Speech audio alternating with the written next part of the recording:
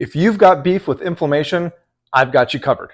Today, we are making a grilled flank steak that is just nestled in a beautiful marinade that supports inflammation, full of ginger, turmeric, and other anti-inflammation ingredients. To go on the side with that, we have some awesome sauteed snap peas. They just have such a buttery, sexy texture after just a minute or two in the saute pan. And to drizzle all over this, we have a romesco sauce, which is a red pepper sauce that we buzzed up, strained. It is silky and sexy.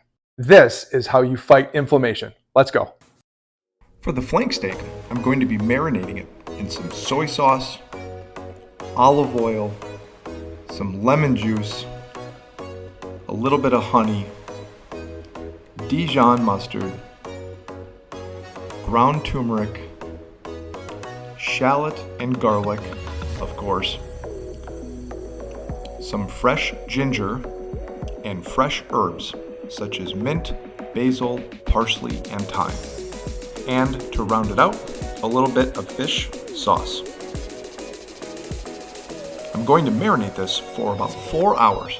I'm going to reserve some of that marinade so I can simmer it on the stove and reduce it and then strain it.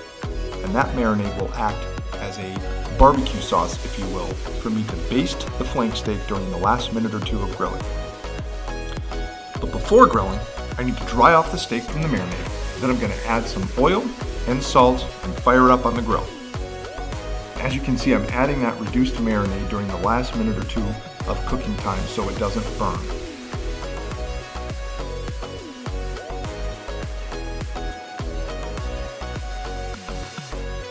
For the romesco sauce, I'm taking red peppers and dicing them up. You don't have to be perfect with the dice, just try to be consistent so they're all roughly the same size, which will help them cook evenly. This is a very simple sauce to make, just some onions and garlic sauteed until translucent, then deglazed with white wine, adding in your red peppers, don't forget plenty of seasoning, and then I'm going to hit it with some chicken stock and basically just let it go until everything is nice and soft and the flavors are married. Then I can buzz it up with an immersion blender or let it cool and use a real blender. As I mentioned before, the romesco sauce can be fibrous, so when you strain it, make sure not to strain it through too fine of a strainer, otherwise you're going to end up with romesco water instead of romesco sauce. Sauteed snap peas are one of the fastest and most delicious side dishes you can make. They go with just about anything, and they literally take less than 2 minutes once your saute pan is heated up. Now, after letting the steak rest, it's time to slice against the grain in thin strips, going for a medium rare. I'm going to add the quick cooking sauteed snap peas with our beautifully cooked flank steak that is delicious and affordable. And I'm going to hit it over the top, 2 separate sauces. Number 1, the star of the show, romesco, which is that red pepper sauce that's very easy to make. And then I'm going to hit the flank steak with a little bit more of that reduced marinade that I turned into a second sauce. The yin and yang of both of these sauces combined with the peas and the flank steak really makes for a fun and surprising bite. All of this in the name of inflammation. Thank you so much for watching this episode where we made grilled flank steak, sauteed snap peas, and a delicious, silky, sexy romesco sauce to drizzle all over the top of it. If you're serious about eating for longevity and serious about fighting for inflammation, you need to check out my free anti-inflammation kit. Inside, you'll find a full day of eating, both meals and snacks, everything designed to fight inflammation. You'll also find a 7-day mindful journal that is designed to help us reconnect with ourselves and our bodies through food, all through the lens of fighting inflammation. And to top it all off, you'll get my Kitchen Day 1 guide, which is a robust shopping list, more than just a couple of groceries. Everything you need to get your kitchen in fighting shape to battle inflammation, both from the refrigerator, the pantry, and wherever else you store food. If you like what you saw here, consider subscribing to the channel, and you can also find me on Instagram at Bricks and Mortar Food. Every week, I am cooking longevity food elevated. Thank you so much, and I'll see you next week. If you're struggling to get a good night's sleep, this turkey burger is for you. Today, we're going to be making a beautiful grilled turkey burger, but not the way you might think. I'm actually taking everything you love about a meatball and turning it into a burger. First up are the portobello mushrooms. I love putting these on the grill. They're so beefy. But before we grill them, we need to remove the stem and the gills. Use a spoon. It takes a minute, but makes all the difference in the world texture-wise. Then we're going to marinate them by tossing them in a Ziploc bag with some garlic and some shallots, some fresh thyme, and a shit ton of balsamic vinegar. Marinate them for as long as you can, but a couple hours will do the trick.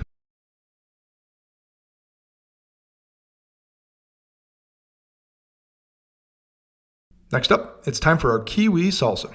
To peel these little fuckers, cut the ends off of each side and run your knife from top to bottom, getting rid of the furry skin. It takes a little bit of knife work, but don't freak out, it's fine. Then cut them in half and then cut the half in half and get rid of that little white core. Now you can eat that white core, but it's more fibrous than I'd prefer. Once you remove the core, then slice them and chop them. Remember, this is the base of your salsa, so the pieces need to be small enough to fit on a burger and in your pie hole.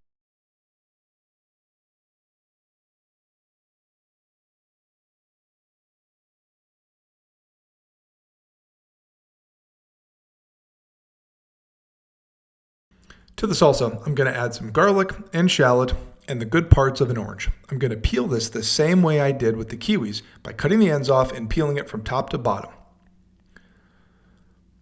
I'm going to remove the tasty bits but leave the membrane, as that is not as appetizing.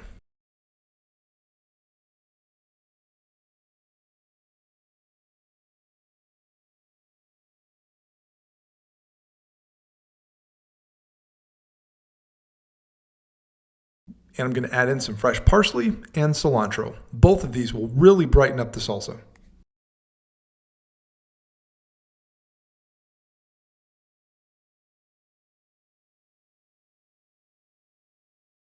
Then I'm going to add the zest and juice of an orange and a lime.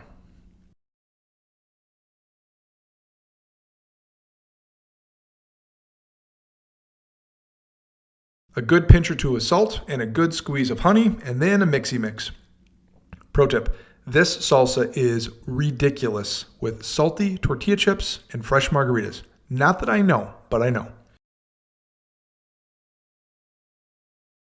Now we're going to make the meatball burger. To make the burger, I'm using 93.7 ground turkey breast. And as one of the binders, I'm using ground steel-cut oats, which is a slow digesting carbohydrate that will help with the concept of sleep that we are working towards with this meal. I'll also add in 1 egg lightly beaten, and I'm going to grate in some shallot and garlic, and don't you dare forget the Parmesan cheese. To top it all off, I'll throw in some fresh thyme and parsley and a good pinch of salt. Then it's time to go in with the old meat hooks and mix away, but be careful not to overmix. Then shape them into something that resembles a burger patty, and on the grill we go.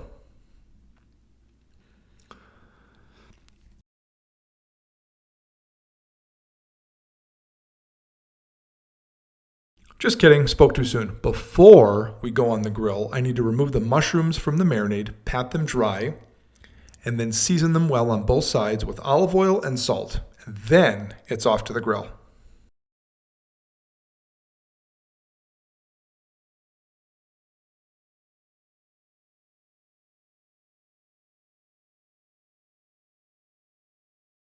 And much like Lebowski's rug, these brioche buns are going to tie the whole thing together.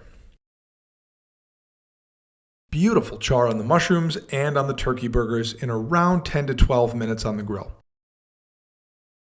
Now to plate this, I'm going to add some balsamic glaze to the mushrooms, and then I'm going to put some Dijon on the bottom of the bun. The turkey burgers are delicious, and the zingy zangy salsa and portobello mushrooms go perfectly with it.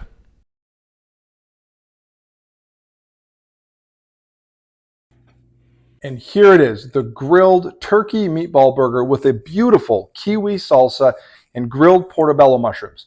This entire recipe is all about getting a better sleep, helping you relax and unwind and have a restorative night's rest. If you like this recipe, subscribe to the channel. And if you're serious about eating for longevity, consider my 10 recipe cookbook available in the description called Let the Food Do the Work. And if you don't know where to start in the kitchen, then grab my free Kitchen Day 1 guide, also available in the notes.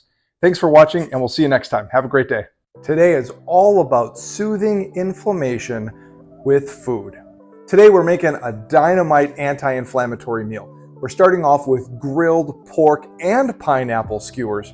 We're pairing with that a beautiful quinoa and date salad with some avocado mixed in. And to top it all off, we're going with a pistachio chimichurri sauce. This is can't miss when it comes to soothing your inflammation with food. Pork is one of my favorite and often underutilized proteins to throw on the grill or put in the oven. So today I'm taking some beautiful thick cut boneless chops and I'm gonna break them down, I know, don't cry, into bite-sized pieces for skewers. And I'm going to mix with them some olive oil to season it, some salt, and then two surprises, Chinese 5-spice and cumin. I think those two work wonderfully together, and I'm just doing a little bit. A little goes a long way here. So just enough where it becomes fragrant, and you can tell that there's some seasoning coating the protein. For the pineapple, we're going to keep it simple. We're just going to break it down, a little olive oil, a little salt, and throw it on the skewers and hit the grill. Pineapple can help reduce inflammation because of its enzyme bromelain, which can help prevent white blood cells from gathering at the source of inflammation. Once it's time for the grill, we're going to skewer them up, and for the pork, I try to leave a little separation between each piece of meat to allow for even heat distribution and even cooking. I'm going to cook these over medium-high heat, and I'm looking for an internal temperature of around 145 to 150 degrees. For pork, you can cook it medium. However, some people get a little squeamish if they see pink when they cut open their pork chop. For the pineapple, I'm going to cook them until soft and charred. Quinoa is one of my favorite things to make. I've been making it for almost 20 years, and I know grains sometimes get a bad rap with inflammation. I really like quinoa here because it's the only grain that is a complete source of protein, meaning having all of the essential and non-essential amino acids. To help amp it up even further, I'm cooking it in chicken bone broth. I'm using a ratio of 1 cup quinoa to 1 3/4 cup chicken bone broth. I'm adding dates and avocado to the quinoa, and with the natural nuttiness from the quinoa, the three just work in perfect harmony. I'll adjust the seasoning and add some lemon juice as needed.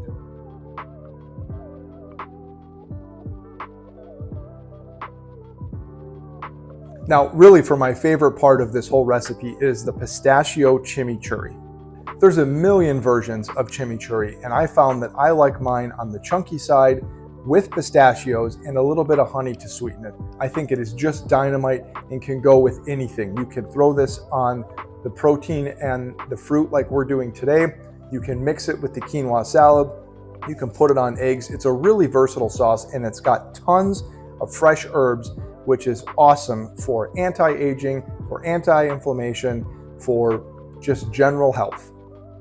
Because I'm using roasted and salted pistachios, I'm actually going to wait to add the salt to the chimichurri until I blend it and then give it a taste. This way I'll know how much salt I need to add as opposed to adding it on the front end. If you'd like the sauce to be a little thinner, you can add some more citrus juice. Just keep in mind that with the pistachios being high in fat, this is going to run a little on the THICC thick side. Now it looks like we have a lot going on, and we do, but this whole dinner can come together in about 40 minutes, so it can be easily done during the weeknight, or you can double the recipe and serve a crowd on the weekend.